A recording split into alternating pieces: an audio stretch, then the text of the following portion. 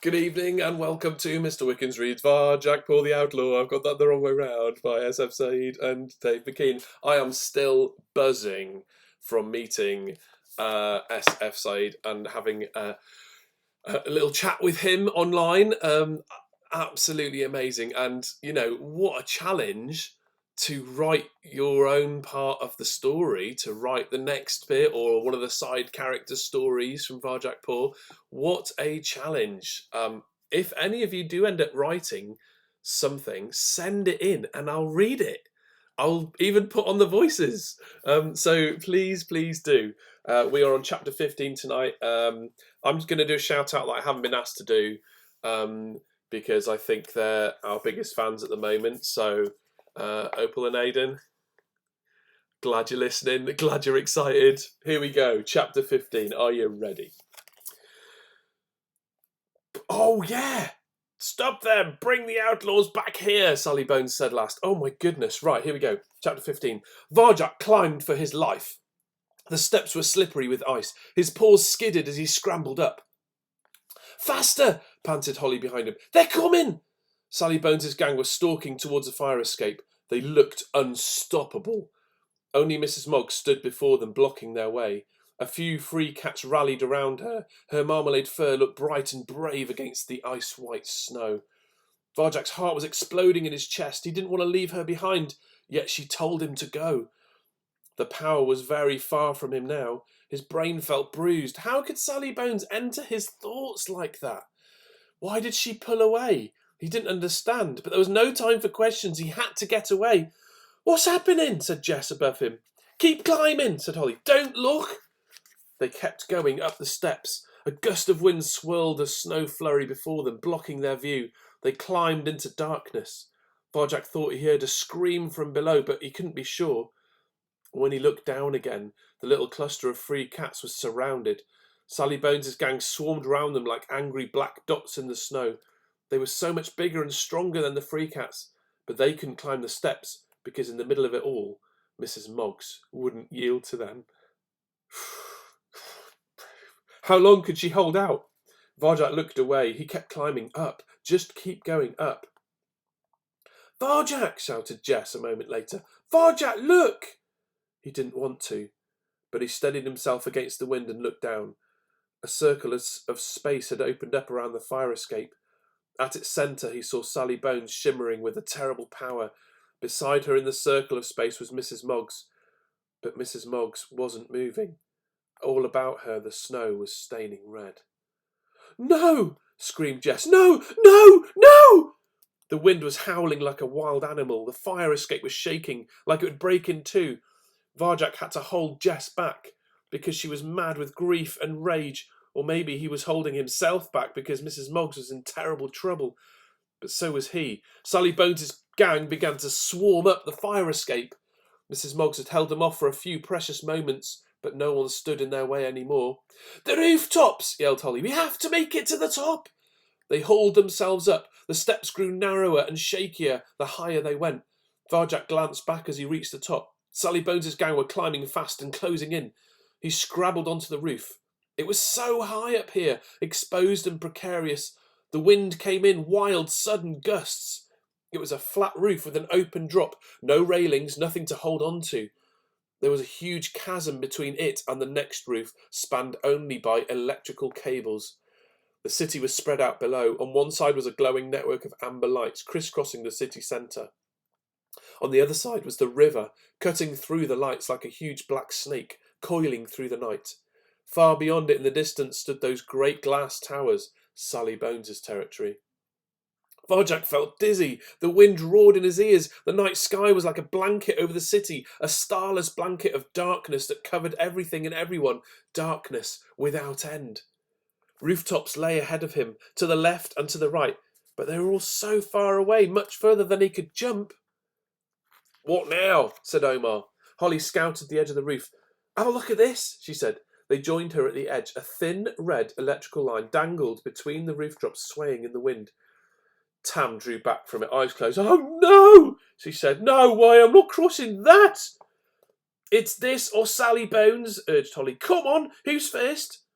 No one said a word. Varjak looked at Jess. She was shaking. "Can you do this?" he asked her. She didn't answer. She just looked up at him, eyes wet with helpless rage. "Will you do it if I go first?" he said. She wiped her eyes and then nodded. "All right then," he said. "I will." He took a deep breath and strode up to the ledge. He glanced at the thin red line. He tried to picture it in his mind as a line painted on a road, safely down on the street, not a perilous thread strung high above the city. It didn't help. But Holly was right. It was this or Sally Bones. And anything was better than Sally Bones. Varjak placed a paw on the cable. It wobbled under his weight, but it held. Now he put another paw down, and another, and now all 4 paws were off the rooftop. As he was balanced finely in space, tail held out behind him. He could feel the wind gusting through his fur, making him sway left and right. The cable wobbled. He didn't look up or down, just straight ahead. "This is what you have to do," he told himself. "Just go, and keep going till you reach the other side." He inched forwards across the void, inch by inch, paw by paw. The cable swayed and rocked with every step. Snow whipped into his face. His stomach churned. Surely he was going to fall. He was going to die horribly. He was going to... Keep going. Just keep going. It's all you can do. He kept going, paw after paw. He kept going. And then, somehow, he didn't know how, a paw touched on solid ground. He'd made it to the other side. "Yes!" shouted Holly from the other side. "Now you, Jess. Next. They came, one by one, a line of cats crossing this chasm between the buildings. Jess did it with her eyes closed. Tam next, and Omar right behind her. As Ozzy crossed, the cable bucked beneath his bulk, but he made it too, until it was just Holly left on the other side. "Come on, Holly!" called Varjak, feeling lightheaded. "Come on! It's easy!" And then his heart lurched, and his head swam, and the words froze in his mouth, because right behind Holly, one of Sally Bones's cats was climbing onto the rooftop. "Holly!" he yelled. "Behind you!" Holly turned and saw, first 1, then 2, then 3 of the Bones's cats stood on the rooftop with her. Holly sprang onto the cable. She moved rapidly, her spiky black and white fur rippling in the wind. She made it easily to the middle, but then she stopped and turned to face the Bones's cats, poised above her in that void in space, now snow swirling all around her. "Holly, quick!" urged Tam. "You can make it!" Holly shook her head. Her mustard eyes glinted. Unafraid as she stared at the gang cats, she looked calm and cool, deadly determined. She knew what she was doing, and with a sickening jolt, Varjak saw it too. "Holly," he shouted, "no, you can't." But the first of the Bones' gang was already on the cable with her. He was huge, hulking tomcat. Under their combined weight, the thin red line looked taut, tight, ready to snap. Every nerve in Varjak's body screamed at him to get back on that cable and help her. But it was almost at breaking point. It couldn't take any more pressure. The Bones cat was nearly on top of Holly. She stood there facing him, crouching low as he came. "Go, Varjak!" she called. And as the Bones cat sprang at her, she took the cable in her mouth, sank her teeth in, and cut it clean down the middle. As Varjak watched in horror, it broke in 2 halves. Each half unravelled with a shower of sparks and swung back into the buildings on either side. The cable was gone. No one could cross it now. Holly had destroyed it. She twisted about and sprang towards safety, and Varjak's heart shivered with hope, but the Bones cat was quicker. His rough paws seized her back legs, held her, dragged her down into that horrendous gap between the buildings. They fell together.